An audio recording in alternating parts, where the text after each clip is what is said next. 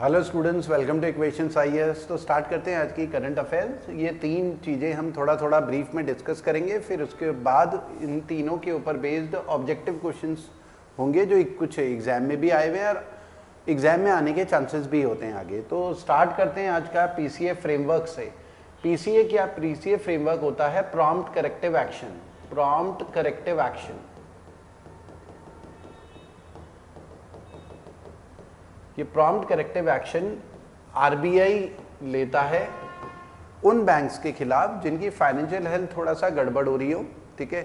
उनका मतलब capital adequacy ratio थोड़ा बिगड़ रहा हो। कैपिटल एडिक्वेसी का मतलब है बैंक के पास जो एडिक्वेट कैपिटल थी उसकी कमी हो गई है, जिससे बैंक अपना एक्सपेंशन वगैरह कर सकता है। बैंक का एनपीए बढ़ रहा हो, बैंक का एनपीए मतलब non performing assets, bad loans वगैरह इंक्रीज हो रहे हो, ठीक है, तो उससे बैंक लॉसेज में जा सकता है, मतलब बैड फाइनेंशियल पोजीशन होगी। बैंक के रिटर्न ऑन एसेट्स, बैंक ने जहाँ भी पैसा लगाया है, चाहे वो इक्विटी में लगाया हो, लोन दिया हो, या बैंक ने गोल्ड में, कमोडिटीज़ में लगाया हो पैसा, ठीक है, या अलग अलग कोई भी एक्टिविटी फॉरेन करेंसी में लगाया हो पैसा, वहाँ से बैंक के ना रिटर्न्स खराब आ रहे हैं। तो इसका मतलब जो फाइनेंशियल कंडीशंस है बैंक्स की वो थोड़ा सा गड़बड़ है। तो अब इन बैंक का इलाज, मतलब एक तरीके से बैंक हम बोल सकते हैं थोड़े बीमार हो गए, तो कोई भी बीमार होता है तो उसे डॉक्टर की जरूरत होती है, तो वो डॉक्टर बैंक का फिर आरबीआई है। आरबीआई उन बैंक्स का इलाज करेगा। आरबीआई उन बैंक्स को ना पीसीए फ्रेमवर्क के अंडर ले आता है। उसके बाद जब बैंक पीसीए फ्रेमवर्क, मतलब ये तीन जो अभी हमने बात करी मेन चीजें, इनका क्राइटेरिया अगर फुलफिल नहीं हो रहा है तो आरबीआई डिक्लेयर कर देता है ये पर्टिकुलर बैंक पीसीए फ्रेमवर्क के अंडर आएंगे। जैसे ही बैंक पीसीए फ्रेमवर्क के अंडर आते हैं तो आरबीआई फिर वो इंटरफेयर करता है बैंक की फंक्शनिंग में। रिस्की लोन्स फिर आरबीआई की परमिशन के बिना लोन में नहीं निकल सकते, बैंक ब्रांचेस अपना एक्सपेंशन नहीं कर सकती। तो बैंक ऐसे बहुत सारे एक्शन लेता है जिससे कि बैंक्स की दोबारा से फाइनेंशियल हेल्थ इंप्रूव हो जाती है। और जब बैंक की फाइनेंशियल हेल्थ इंप्रूव होती है तो उसके बाद आरबीआई बैंक्स को पीसीए फ्रेमवर्क की कैटेगरी से बाहर कर देता है। तो इसमें कुछ टर्म्स एंड कंडीशन है, जिन टर्म्स एंड कंडीशन को अगर बैंक्स फुलफिल नहीं कर रहे हैं तो आरबीआई बैंक्स को पीसीए कैटेगरी में डाल देता है, ठीक है, और फिर हटा भी देता है उनका इलाज करने के बाद, उनकी फाइनेंशियल हेल्थ को इंप्रूव करने के बाद। तो ये 2002-03 के बाद स्टार्ट करा था आरबीआई ने, 2019-20 में फिर इसमें काफ़ी सारे चेंजेस किए गए। लगातार चेंजेस होते भी रहते हैं। सरकारी बैंक भी पीसीए के फ्रेमवर्क में आते हैं, कई बार प्राइवेट कोऑपरेटिव बैंक, ये बहुत बार न्यूज़ में रहता है, तो कोऑपरेटिव बैंक भी पीसीए फ्रेमवर्क के उसमें आते हैं। पर्पस यही रहता है कि डिपॉजिटर जो होते हैं ना, जो बैंक में पैसा जमा कर रहे हैं, उसके पैसे को प्रोटेक्ट करना। डिपॉजिटर ने बैंक में पैसा जमा किया, एक ट्रस्ट के साथ किया है, और आरबीआई क्या है, बैंकिंग सेक्टर का रेगुलेटर है। डिपॉजिटर का ट्रस्ट खत्म नहीं होना चाहिए बैंकिंग सेक्टर से, ये पैसा रहता है और मिसयूज ना हो पब्लिक फंड्स का बैंक में, ये पर्पस रहता है। उसके अलावा आर्टिकल 50 भी काफ़ी न्यूज़ में रहा है। आर्टिकल 50 हमारे कॉन्स्टिट्यूशन में DPSP, directive principles of state policy, DPSP है। डीपीएसपी हमारे कॉन्स्टिट्यूशन में आर्टिकल 36 से 51 के बीच में होते हैं, directive principles of state policy. ये हमारे कॉन्स्टिट्यूशन का पार्ट 4 है, कॉन्स्टिट्यूशन में पार्ट 4 में आता है डीपीएसपी, ठीक है। ये डायरेक्टिव्स होते हैं बेसिकली गवर्नमेंट्स के लिए या गवर्नमेंट अथॉरिटीज़ के लिए कि इन डायरेक्शंस को माइंड में रख के वाइल फॉर्मुलेटिंग रूल्स, पॉलिसीज़ या कोई भी चीज़ जो पब्लिक गवर्नेंस से जुड़ी हुई हैं, तो इन बातों को अपने माइंड में रखें, तो वो डीपीएसपी में आता है। तो आर्टिकल 50 बात करता है separation of judiciary from executive, separation of judiciary from executive. Executive अगर हम बात करें तो एग्जीक्यूटिव कौन है, सेंट्रल लेवल की बात करें तो council of minister headed by PM, headed by PM. इसका मतलब सिंपल है कि जो पॉलिटिशियंस हैं उनका इन्वॉल्वमेंट जुडिशरी में नहीं होना चाहिए, सुप्रीम कोर्ट, हाई कोर्ट की फंक्शनिंग में उनका इन्वॉल्वमेंट नहीं होना चाहिए, क्योंकि अगर इनका इन्वॉल्वमेंट होने लगेगा तो जजेस जो हैं वो इन्फ्लुएंस हो सकते हैं, तो वो जस्टिस नहीं कर पाएंगे फेयर तरीके से।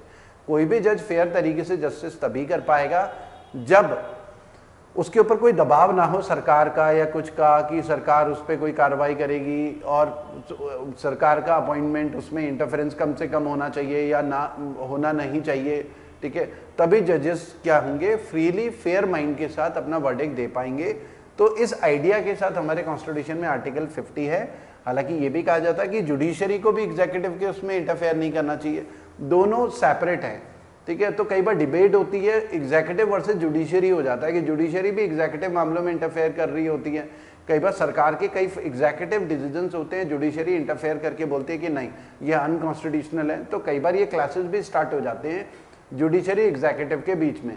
या फिर जैसे एक जजेस के अपॉइंटमेंट को लेकर नेशनल जुडिशियल अपॉइंटमेंट कमीशन जो है 2014 में बनाने की कोशिश की गई थी, लेकिन उसे सुप्रीम कोर्ट ने 2015 में बनाने की कोशिश की थी 14-15 में, तो सुप्रीम कोर्ट ने उसे अनकॉन्स्टिट्यूशनल डिक्लेयर कर दिया था एनजीएसी को, ठीक है।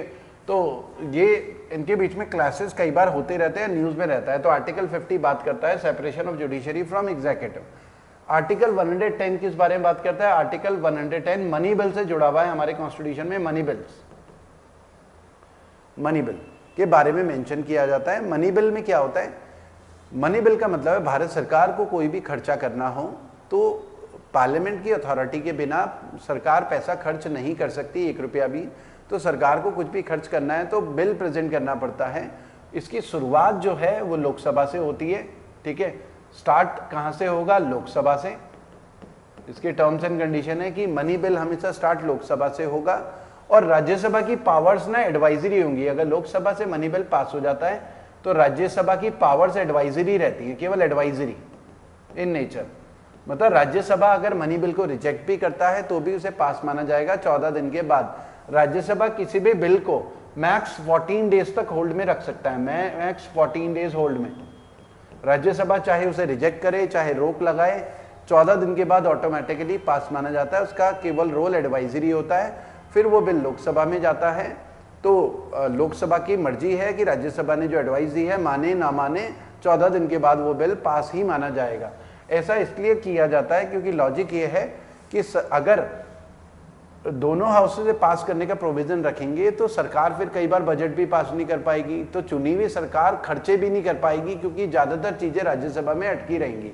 तो एक चुनी हुई सरकार को अधिकार होना चाहिए कि वो जो भी खर्चा करना चाहे, अलग अलग स्कीम्स में अलग अलग गवर्नमेंट स्कीम्स लेकर आती है, अलग अलग पॉलिसीज लेकर आती हैं, बजट के प्रोविजंस रखे जाते हैं, हेल्थ के, एजुकेशन, डिफेंस के।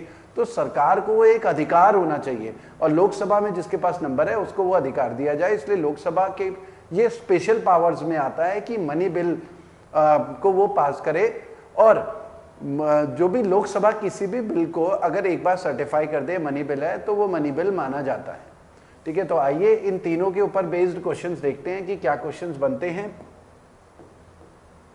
हाँ, एक तो what is the main objective of PCA framework? To penalise banks for not meeting RBI norms और to ensure merger of, to enable early intervention and take corrective measures. अभी हमने बात करी कि पीसीए फ्रेमवर्क होते हैं जब बैंक की फाइनेंशियल हेल्थ खराब होती है तो उसे इलाज की जरूरत होती है और वो इलाज आरबीआई करता है, प्रॉम्प्ट करेक्टिव एक्शन में उस बैंक को ले आता है। और अभी रिसेंटली न्यूज़ में भी था कि अर्बन कोऑपरेटिव बैंक्स के लिए भी पीसीए फ्रेमवर्क गाइडलाइंस जारी करी आरबीआई ने, ठीक है। तो आरबीआई अर्ली इंटरवेंशन कर लेता है, कहीं ऐसा ना हो कि आरबीआई इंटरवीन ना करे और तब तक देर हो जाए। तो अर्ली इंटरवेंशन होता है, करेक्टिव एक्शन लेकर आता है, बैंक की फाइनेंशियल हेल्थ इंप्रूव होती है, प्रॉम्प्ट करेक्टिव एक्शन हटा देता है। Aim of article 50 of constitution, इसमें जो हमारा होगा to promote independence of judiciary और पार्लियामेंट ओवरराइट, तो बी हमारा आंसर होगा। ये मर्ज द जुडिशरी, मर्ज नहीं कर रहे हैं, सेपरेशन करते हैं, तो बाकी तो हमें साफ साफ गलत ही दिख रहा है, ठीक है। तो to promote independence of judiciary, ताकि एग्जीक्यूटिव का, पॉलिटिशियन के इंटरफेरेंस ना हो जुडिशरी में, बी इसका हमारा आंसर बनता है। Which of the following is not a characteristic of money bill under article 110? It can be only introduced in Lok Sabha, ठीक है। तो ये करेक्ट है बिल्कुल, ठीक है। नॉट करेक्ट पूछ रहे हैं, not it requires president recommendation for introduction, ठीक है, ये भी करेक्ट है। प्रेसिडेंट के अप्रूवल के बाद ही लोकसभा में बिल को प्रेजेंट किया जाता है। और राज्यसभा कैन अमेंडेड, तो ये सी वाला गलत है, राज्यसभा अमेंड नहीं करता। राज्यसभा की जो पावर्स हैं वो केवल एडवाइजरी इन नेचर है। It deals exclusively matters related to imposition of taxes, withdrawal of consolidate, तो ये भी करेक्ट है। हमारा ये वाला सी वाला रॉन्ग है, ठीक है। तो आज की वीडियो में इतना ही करते हैं। वीडियो को लाइक जरूर करें और हमारे चैनल को सब्सक्राइब जरूर करें। Thank you.